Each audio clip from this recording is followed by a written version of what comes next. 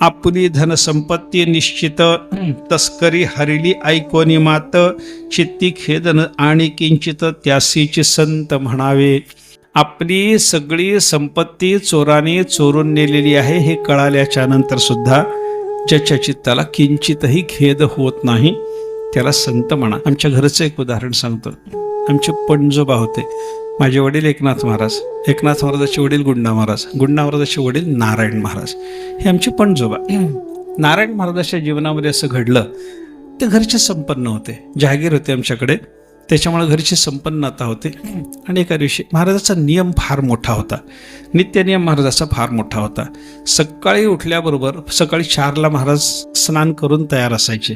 स्नान झाल्या झाल्या महाराजांची संध्या, संध्येमध्ये 1200 गायत्री जप, 1200 गायत्री जप झाल्याच्या नंतर गुरुमंत्राचा जप 9000.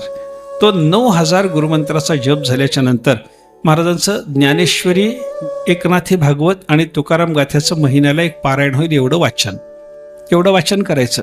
एवढं वाचन झाल्याच्या नंतर श्रीमद भागवताचे 12 अध्याय वाचायचे.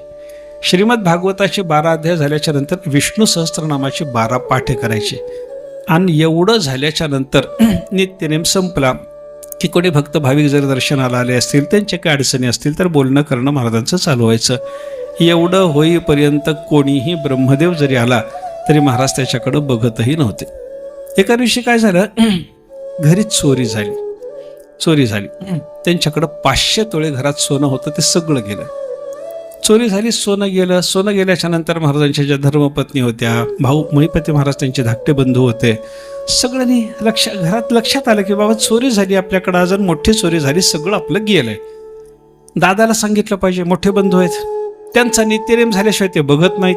मग काय करा, सगळी घरातली मंडळी स्नान संध्या पूजा आटोपून महाराजांच्या समोर येऊन बसले.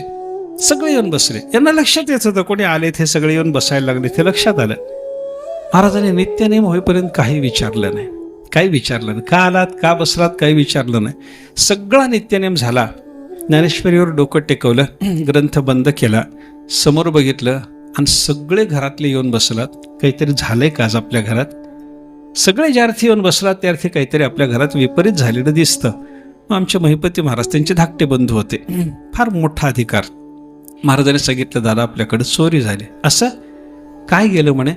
आपलं घरचं 500 तोळे सोनं जे होतं ना ते सगळं गेलं. असं? किती आनंदाची गोष्ट. आता ही आनंदाची गोष्ट आहे, पण त्या महात्म्याने सांगितलं किती आनंदाची गोष्ट. आले, बरेच लोक आले होते.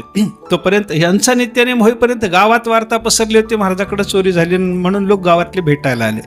सगळे लोक बसलेले असताना महाराजांनी असं बघितलं, आमच्या मठाच्या समोर एक पेढ्याचं दुकान होतं म्हणे. त्यावेळेला त्या पेढेवाल्याला सांगितलं, तुझ्या दुकानात असतील तेवढे पेढे आणून दे म्हणे मला. त्यानं पेढे आणून दिले आणि महाराजांनी प्रत्येकाला 2 पेढे द्यायला सुरुवात केली. 2 पेढे प्रत्येकाला. एका भक्तानं विचारलं, महाराज रोज आम्हाला एकच पेढा प्रसाद देता, आज 2 कसे काय? महाराजांनी सांगितलं, 2 प्रकारचा आनंद मला झालाय म्हणले. कसं? माझ्या मोहाचं निमित्त सगळं एकदम देवानी घालवलं, याचा एक आनंद म्हणून 1 पेढा, आणि येणाऱ्याला एकदम एवढं मिळालं याचा आनंद म्हणून 2रा पेढा म्हणे. काय म्हणावं अशा महात्म्याला, काय म्हणावं? सगळं गेलं तरी त्यांना वाईट वाटत नाही ना. सगळं गेलं तरी वाईट वाटत नाही. अरे आपली 1-2 माशाची अंगठी गेली तर आपण रडत बसतो, पण महाराजांचं 500 तोळे सोनं गेल्यावर ते म्हणतात, सगळं मोहाचं निमित्त देवाने नेलं, हा एक आनंद आहे. आणि नेणाऱ्या माणसाला एकदम 500 तोळे सोनं मिळालं, याचा ह्यांनाच आनंद त्याचा सुद्धा. त्यानं नेलं पण ह्यांना आनंद त्याचा, त्याला एवढं मिळालं म्हणून.